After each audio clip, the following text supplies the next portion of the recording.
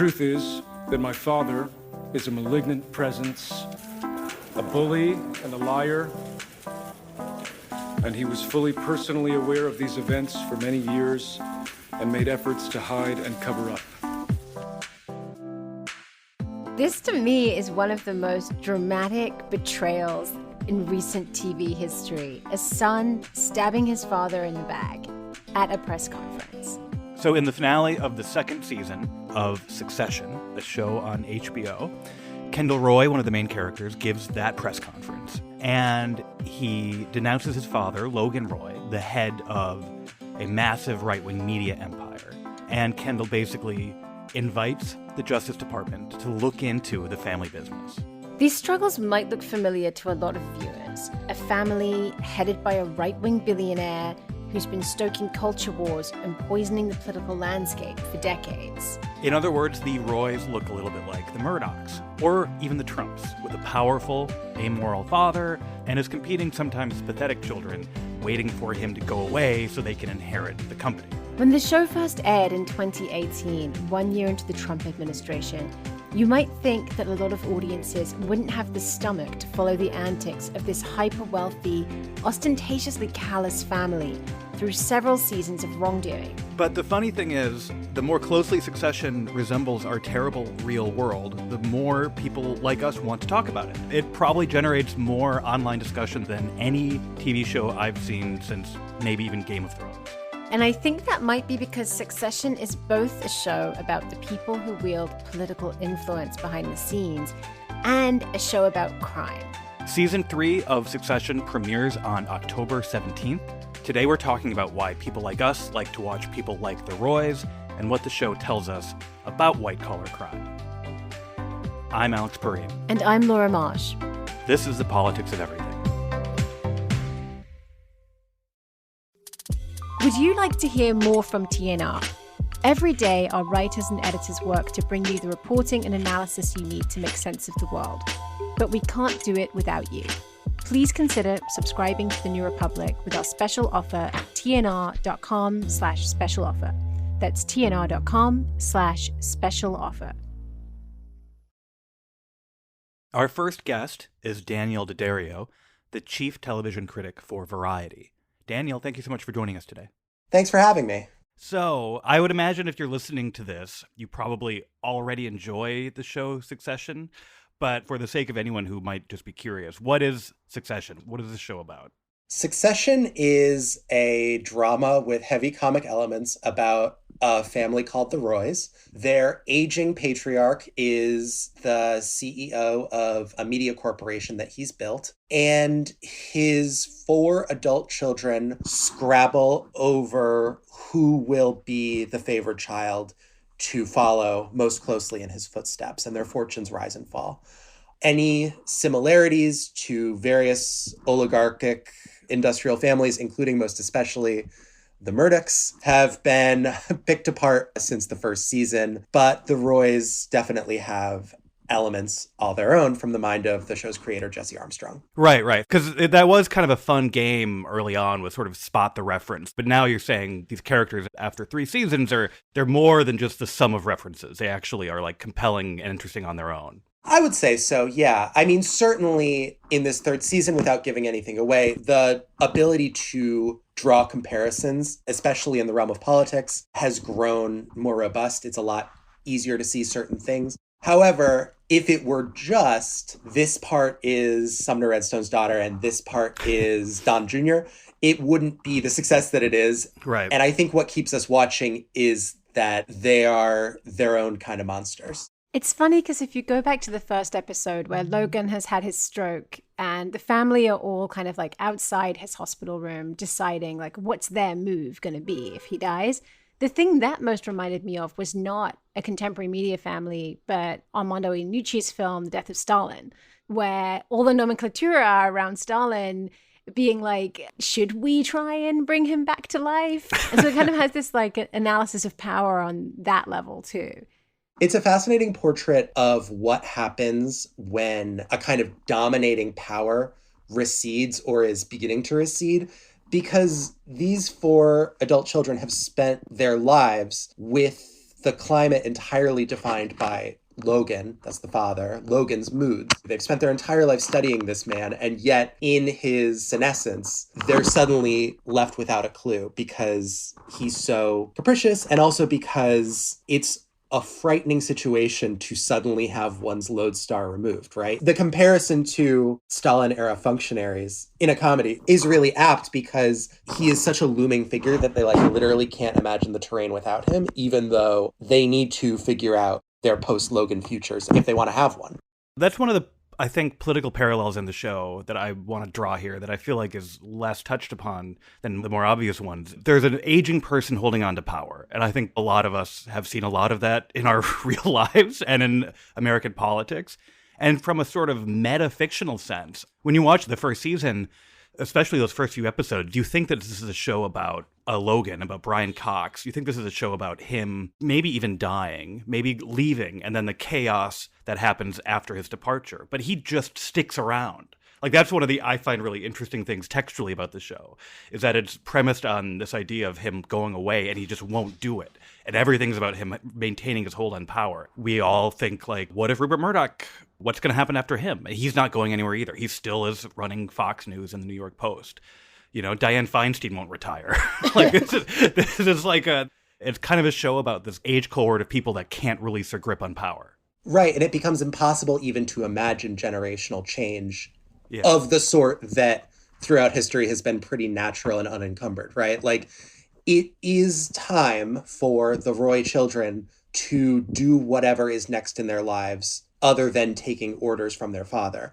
And yet, he seems to be kept alive by the idea of power. It's the thing that motivates him, and it has some sort of supernatural ability to keep him going. It sort of fascinates me about this show is the appetite that people have for this particular telling of a story about a very rich, powerful, power-hungry group of people. Because if you think over the last couple of years, there have been a lot of shows about very rich people, like something like White Lotus, and also about like nasty, high-powered corporate types, for instance, Billions. And neither of those shows have generated like the kind of discourse that Succession does. It has like a whole gravitational pull around it where like people online can talk about this show for hours. Why do you think that it fascinates, I think, journalists particularly so much? As regards journalists, I think that Succession very successfully embeds within itself both jokes that anyone can get and jokes that it feels like are special little Easter eggs for folks who are more familiar with the media apparatus, spent time working at media companies. It's a show about a media company, and they get the details right in a way that I think for the recapping class, for lack of a better phrase, is very gratifying. I also think compared to shows like Billions or The White Lotus, Succession very effectively kind of has it both ways. And I don't think that's a negative. What I mean by that is that it simultaneously takes a somewhat moralistic view of its characters. It depicts them behaving in bad ways that I think the story understands are not moral or good. However, it also shows the characters to be kind of compelling, fun, engaging, roguish creatures whom we sometimes find ourselves rooting for, even though we know their behavior is so horrible. They also, some of the characters are explicitly tragic, and we feel for them in ways we don't feel for the characters on The White Lotus, for instance. I think that in being a show that is aware of these people's flaws, but also shows their lives to be kind of richly drawn beyond the drama of evildoing, it kind of allows us both escapist fun and the sense that we, the less wealthy people watching at home, have at least something that they can't, which is like our morality. I mean, yeah, at one level, it is totally the case that this show is popular with people like me because I worked for Vulture. Right? Vulture is the digital media company that they screw up. And I was in that room. I've been near Kendall Roy's. I have not been near to them socially, but I've been in physical proximity to them. And the show gets a lot of the details about how the little people interact with them, right? Even though those little people are always sort of sidelined to the main story. But I think, too, You mentioned the creator, Jesse Armstrong. He's an English writer. And I think that the show has a sensibility about rich people and powerful people that is less impressed than a lot of shows created by Americans.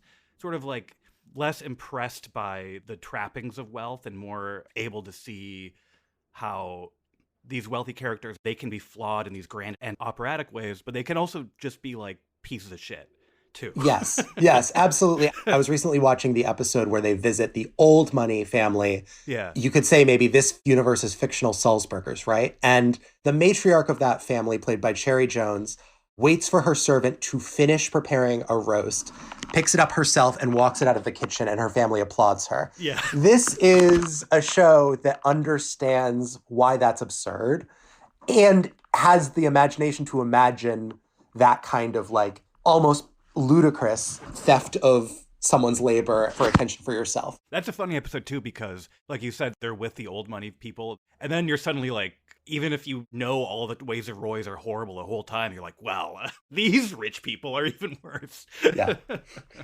absolutely. There's different ways to be an oligarchical monster within the Succession universe. It seems that the show is kind of remarkable in that it doesn't give you just like one good character. Like one person in this show that you can be like, well, Cousin Greg is pretty good. Like he's not. Cousin Greg is just bad at being bad. I think the British satirical sensibility there, it's like the question of how are we supposed to feel about these characters? How are we supposed to root for these characters? That's like sort of moot, right? Like the characters just are. You can relate to them however you like. This is just how they are. I had a lot of trouble with the first season before I learned the show's rhythm. In the first episode, for instance, they play a kind of cruel trick on the child of one of their household laborers and promise him some great sum of money if he can, I think, hit a home run in their family baseball game, which they're all adults. He's a child. They've dangled the money in front of him and he's never going to win. And I watched it and was like, I understand that I'm not supposed to like these people, but like, wow, I really don't.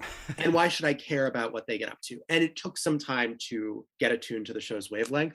That's one of the interesting things about the show is that it's about a bunch of people who don't really care about appearing sympathetic. And I think one of the most intriguingly drawn characters is Shaban, or Shiv, played by Sarah Snook, because in her mind, she is the protagonist of a show about a heroic daughter. Yeah. It stretches credibility a bit that in the early seasons, she works for the campaign of a Bernie Sanders style figure, very leftist US senator. Throughout the show, she's constantly trying to work the levers of power to pull the company at least towards the political center, if not the left. Yeah. And it's kind of a pathetic mission because it's one that we feel, based on everything we've seen, can never succeed. And it raises these questions of complicity. So she thinks she's sympathetic, but even she cannot escape who she is. Well, that storyline with her working for Evis, this Sanders kind of senator, seemed to be positioning the show in that Trump moment very, very squarely. Like, I think when the first two seasons of this show came out during the Trump administration, one of the reasons people liked the show so much is that it depicts this Trump-style family. It depicts this Fox News-style media empire with ATN that they're presiding over. And then it's giving you the left opposition to Trump with Evis. This third season is coming out in a new political climate with a new president. I kind of wonder whether you think it still speaks to people's anxieties in the same way. I think it does, and here's why. There was a lot of enthusiasm and excitement on the left after Trump's losing the election. We all remember celebrations in the streets on that Saturday when the election result was called. And yet the Biden era has not thus far solved all of our problems. And it feels more and more like there's a greater kind of unstoppable system of wealth in this country that overrides whomever is in office. Mm-hmm. And the Roys are part of this. Without getting into specifics, they are more engaged in electoral politics this season in a way that indicates that, rightly or wrongly, they view their power as greater than that of the US president. And I don't think they're wrong to think that. So I think in a moment when we've gone from a newfound awareness of inequality to a kind of fearful sense that inequality is the unbreakable law of the land, no matter who's in office, I think Succession feels pretty vital. Yeah, it's interesting without getting into spoilers too, that I think season 3 is the first season where they're on the phone with the president frequently. And I almost feel like the showrunners were willing to go there because it's not implicitly Trump anymore. They call him the raisin, and there's sort of like some ambiguity whether this is even maybe a Democrat. It's not actually clear that he's on the phone with a Republican president. It does feel as though their hands are no longer tied by Trump being the sitting US president, that they can now more broad-rangingly and certainly more explicitly comment on politics, because for 4 years, commenting on politics necessarily meant that first and most urgently you had to comment on Trump.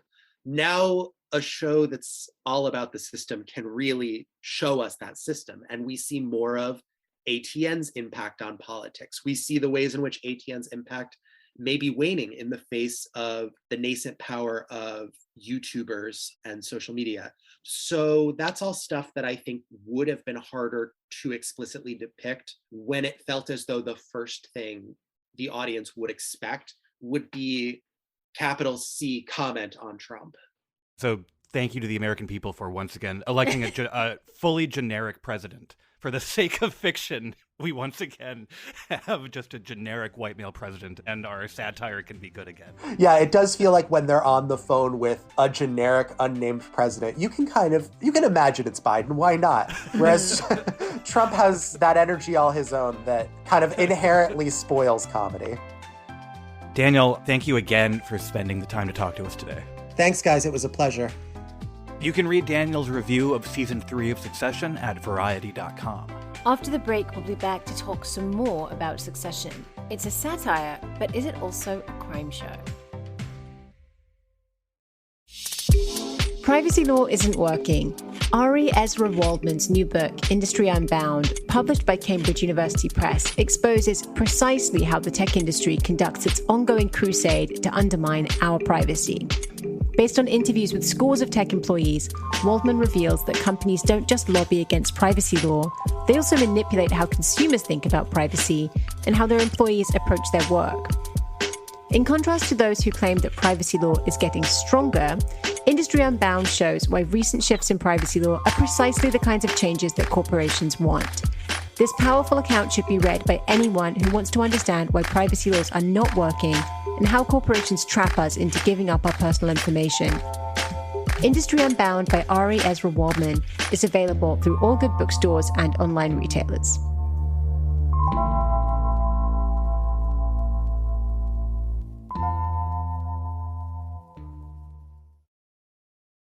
At the beginning of the show, we heard a son denouncing his father. But what Kendall was also doing was calling for an investigation into the conduct of his family's business. The Roy family have already been called to testify before the US Senate in the second season of the show, and season 3 is headed into an examination of all the ways that they've been carrying out their business, or to put it more bluntly, all the forms of white-collar crime they've been taking part in. Succession is not just a show about rich people behaving badly morally or behaving badly interpersonally. It's also a show about whether the law even applies to them at all. We're joined now by Jennifer Taub, who is a lawyer and journalist who writes about financial crime. Hi, Jennifer. Thank you so much for coming on the show. Thank you so much for having me. You gave me an excuse to re-binge watch 2 seasons of Succession, so that's great homework. That was basically our thinking around doing this episode. Our idea for the episode was to give us a chance to watch TV for work. So we've been discussing the show as a satire and as a comedy. We don't often think of Succession as a show about crime. If you had to convince someone that this is a crime show, how would you go about doing that? What would you say is kind of like the first moment in watching Succession where you're like, that is a crime. This is a crime show? I think it's the moment when I don't know if he's delightful or like disgusting Tom, the guy marrying into the family. Tom Wambsgans. Tom Wambsgans from the Midwest. And he's so excited to be elevated to run this cruises division. And the outgoing guy says the words, I need to tell you, I can either tell you everything I know about something, and then you will know it, and then you will have to deal with it. Or I can not tell you some stuff I know, and it may blow up, but, plausible deniability. And when he refers to this mystery as the death pit, at that point, and when you sort of see this, you don't really find out the details when you see Tom sweating through, looking into the paperwork and calling his personal lawyer. At that point, you realize there's some deep, dark secrets. It's probably criminal. And as we learn from, sort of the Watergate adage, the cover-up is worse than the crime sometimes. So at that point, I'm like, okay, are they hiding stuff that now is material information the shareholders should know? And if so, does this rise to the criminal level? So I want to get a sense of the types of different crimes that are being portrayed on the show, because there's these crimes on the cruise ship, which are kind of like street level crimes, really, in that they're assaults. I think there is even some passenger death or the death of a worker on the ship. But then there are these other crimes that there's someone like me would never even think about, like not disclosing something to the shareholder of a company. Like, to me, that just seems like, that's an oversight. Like, how is that a crime? And so I'm trying to understand, what is white collar crime and how do you recognize it on a TV show? I love how you said, well, sort of leaving something out that you don't tell the shareholders. To you, that seems like an oversight, or maybe even something like civil fraud, where you would settle money. So some of this stuff is non-criminal, some is criminal. Let me tell you how, like, not disclosing something to the shareholders could end up being criminal. So I guess, okay, if you're a public company, you're required to put out financial statements every quarter, right? With the SEC, they're called 10Qs. And then you put out your annual report, which is called a 10K, which gets audited.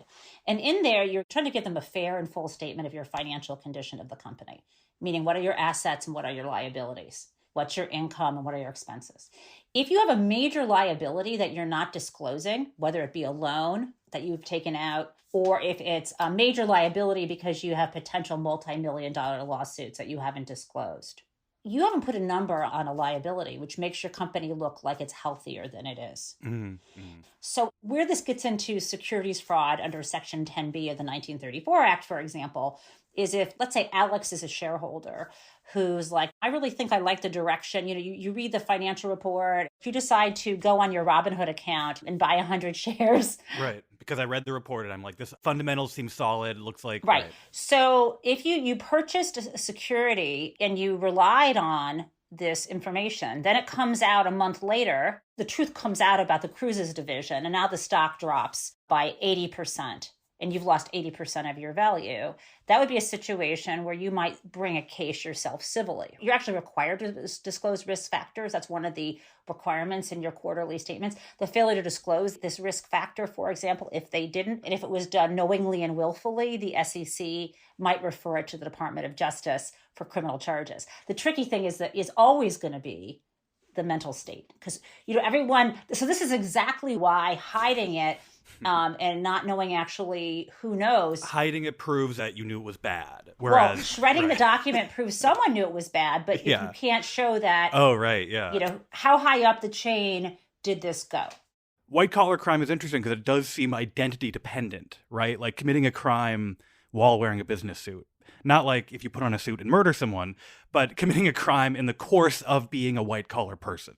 Yes, I like where you're headed. The way Alex is talking about white-collar crime is the way the guy, Edwin Sutherland, who defined the term, thought of it. He thought of it as status-based conduct as a supplement. So this sociologist in 1939 coined this term white-collar criminal. 10 years later, writes a book about it. The book he writes, called White-Collar Crime, is only about corporate crime. And to be clear, corporate crime, what he meant and what most people mean when they talk about corporate crime is the corporation itself is the weapon, the CEOs targeting shareholders or consumers or employees.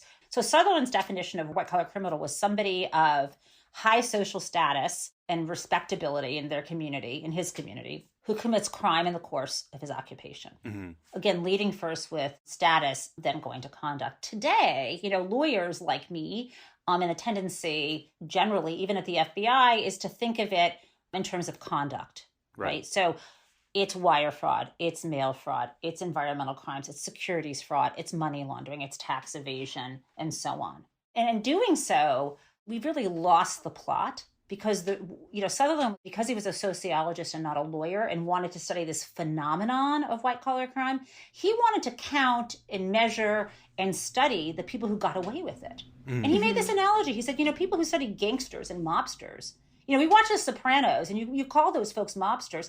even if they don't go to jail. If I said to you, that's about a mobster, he's a criminal, no one would say to me, well, you can't say that. No one would dispute that, right? Right? You're going to be sued for defamation and stuff. But if you ever say something like, if you called, I'm not even going to name the person's name, this person or that person, a white collar criminal. And they hadn't been convicted, then. And they had not been convicted or even charged with anything. The lawyers would be breathing down your neck and everyone would be like, you're not very smart because you're not very nuanced. So it's as if there's this class of people that you can almost never call criminal because they have a kind of protection that just comes from their identity as corporate actors. You talk about this a little bit in your book. You call it the implicit immunity of the upper class. I was watching one of the episodes in the show, you might remember, where Tom is really happy that he thinks Greg shredded all the documents. You gotta love cousin Greg. What did Logan say? Everyone has their game. Everyone's protecting themselves. So Greg protects himself by keeping some of the documents. But anyway, Tom takes Greg out to dinner. And it's disgusting, right? They're eating these songbirds. I mean, It's just revolting. At this point, you're like, I wouldn't want to have that much money. But Tom is still excited to be like this wealthy guy or marrying into wealth. And he says, this is the thing about being rich. It's fucking great. It's like being a superhero, only better. And this is the line that blew me away. He said, you get to do what you want. The authorities can't touch you. And then he says, you get to wear a costume, but it's designed by Armani and it doesn't make you look like a prick. And I'm like, that, having worked in New York, been around a lot of wealthy people in my lifetime, that rang true, as honestly do all the characters. So how does that implicit immunity work? And do we see examples of that on the show, of them getting away with things because of these little privileges? I mean, like, I guess there's no such thing as a spoiler alert here. So this is spoiler bonanza. The scene when Kendall is in the accident and the guy he's with dies and he comes home and his father just takes care of everything for him. So this is the end of the first season. He's driving a car with a waiter. They're both on drugs. They crash it into a river. The other guy dies. So there's a kind of like potentially manslaughter here. But his father pays everyone off. And it's actually the point of that episode is that his father reasserts control over the son. Right. Not that there has been, in any other show, this would be the focus, the dramatic focus of the whole show, a potential murder, like a hit and run, someone fleeing the scene of someone else dying. But in Succession, this is like a very small plot point that it's actually leading us back into this bigger arc about who is going to be the CEO of Waystar Royco. And that's the mutually assured immunity. I mean, that's how power is negotiated among people. You never know when you're going to mess up, and everyone has something on you. And the father knows how to play this game better than anyone else. So he got what he wanted by being there to rescue the son. No one's worried about going to jail. Everyone's worried about the optics. They're worried more about the reputational costs and about sort of how the shareholders respond. More than morality, but also more than they are worried, at least until maybe this next upcoming season, more than they are worried about the state punishing them for anything that they're doing. Does that seem realistic to you in terms of the behavior of the other real life versions of people like this? Well, I mean, let's just put a few faces on this. I mean, look at the Trump family. Right. Or look at the Biden family. Both families have at least one son who has appeared, at least to my eyes, to be impaired in some way. Maybe it's alcohol, maybe it's drugs. And, let them get the help that they need. I think that's the answer. But you don't hear them getting arrested for drug use. You mentioned the Trump family, and some of these figures are sort of recognizable. Maybe Kendall is sort of a Jared Kushner figure. But it seems like the show is drawing on so many famous, wealthy, powerful American families. What else? Can you just give us like a breakdown of the kinds of incidents that we might recognize that the show's given us from the pages of the FT or the Wall Street Journal? The whole family owning a trust, which then asserts a block of control over a public company, is very similar to the whole Viacom Sumner Redstone situation. Right. I think the media empire aspect of this is probably quite similar to Fox News. Actually, I find that the News Corps is really, really interesting because I think Rupert Murdoch is clearly a major influence on this show. We think of white-collar crime. We might think of something like Bernie Madoff personally had a Ponzi scheme that ripped a lot of people off, and he committed massive financial fraud. But I do think that there is this sense that the show is interested in, and that I'm interested in, of the crime committed by the firm more broadly. And News Corp, that, to use that example, I always think of the phone hacking they got in a lot of trouble for in the UK. Murdoch-owned tabloids in England and Great Britain were routinely illegally accessing basically voicemails of the people they were writing about. And it led to parliamentary inquiry, and it was a huge scandal. But it felt to me like that's an institutional crime committed by a company. Do you think that sort of thing is like less prosecuted than individual crimes in the US? If we think about people at the highest levels of an institution, like a corporation, engaging in crime, and we have the problems both of prosecuting the entity in this country, as well as holding the senior-most people who benefited the most accountable. And in terms of the institutions, we have this sort of too big to fail reluctance. This is the policy of think about the collateral consequences if you prosecute the entity. So there's two problems, basically. We're both bad at punishing the people involved in these companies, and we let the companies themselves off the hook because we're worried about the consequences if we actually held them responsible.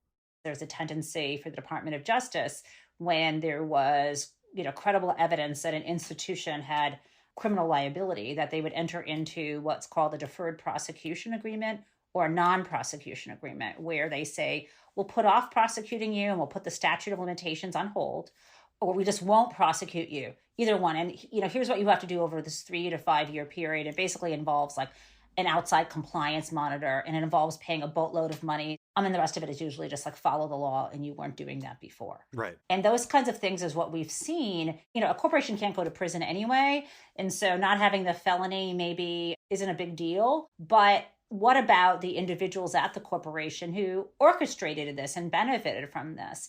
And those individuals tend not to be prosecuted. It's just really infuriating, because it means that if you are inside of an enterprise, you can shield yourself. If you were part of a mob organization, you wouldn't be able to, but you're part of a corporation. Just because it happens to have a legitimate business, if it's engaged in illegitimate criminal activities, you're kind of covered. That's really important, yeah, and because I actually think that explains a really important sort of plot point in the show, which is they're looking for a scapegoat for the cruises thing, right? They're looking for a scapegoat. Yes. They're looking for someone to assign blame to. The fall guy. The fall guy. I've written a little bit about this myself, too, but the Arthur Andersen story, an entire firm got the death penalty, basically. Arthur Andersen was a major accounting firm that was investigated after the Enron scandal and was convicted of accounting fraud, massive accounting fraud. The government didn't shut the company down, but basically it couldn't function anymore because the SEC won't accept audits from companies that have been convicted of felonies. So Andersen basically had to shut down. And this has been treated as a cautionary tale of overzealous prosecution, like something that should be avoided in the future by prosecutors, by the Department of Justice, right? Like, oh, we went too far. But from my perspective, like, an accounting firm that was engaged in massive fraud had to go out of business does not seem like a terrible scenario to be avoided in the future. But now, because that's just not the kind of thing we do to companies that commit crimes anymore, the show is saying, like, Royco is not in danger as a company. So they're looking for the person who will be blamed for it. So true. And even that isn't always necessary. You look at Purdue Pharma, which is only a family, business, or was only a family business, maybe still is. And you look at the Sackler family, and what people don't realize is this is a repeat offender. Purdue, the company, and 3 of its executives, non-Sackler members, back in, I think it was 2007, pleaded guilty to mislabeling. And that was the crime that they got them with because it related to treating these highly addictive opioids is not as addictive. When they entered into that settlement agreement, and it was a guilty plea in that case, it wasn't even a deferred prosecution agreement. If you look at the recent criminal settlement, the criminal activity covered in the recent one from like 2020 dates back to like that same month they entered into that guilty plea. So it's amazing. This company can like plead guilty several times over the course of its existence, and there are no humans responsible. And yet those humans who aren't responsible can make billions of dollars and keep them even after the firm goes into bankruptcy. I study incentives a lot, and, and you say harm to reputation, they're standing tall. After the company's first plea, you still had some family members posing in fancy magazines about their homes in the Hamptons. So a character in the show who seems to be one of the most competent characters and someone who is carrying a lot of secrets and maybe guilt is Jerry, who's the general counsel. Why would someone like her stay? If you see this mess, it stinks, right? Surely she's employable somewhere else. Why would someone like that stay and get deeper and deeper into this scandal? Well, I, as a former corporate lawyer, admire Jerry and really think that J. Smith Cameron does an incredible job. You say, why would she stay? I guess the question is, what's the alternative? Working in a corporate law firm is a grind. It's exceedingly stressful. You have to bill every 6 minutes of your time to a client. You always feel like you're on the clock. And the thing about being an in-house lawyer, which is attractive, is you're with the business people. It's much more interesting. It's much more fun. And, here she is seeing these corrupt people, but I'm sure what do they pay her? $500,000 a year, $1 million a year? Maybe she thinks all the other businesses operate the same way. There used to be this expression that they told us in law school that, remember, it's the client who goes to jail. You laugh, but recently that hasn't been the case. Oh. But the question is, how much does Jerry know? Does she have plausible deniability or not? I think she's ultimately a survivor and doesn't seem personally ambitious. She didn't want to be head of the company. I think she does her job and just wants to get by. I wouldn't stay there myself, but it pays the bills. Jennifer Taub is the author of Big Dirty Money, The Shocking Injustice and Unseen Cost of White-Collar Crime, which just came out in paperback.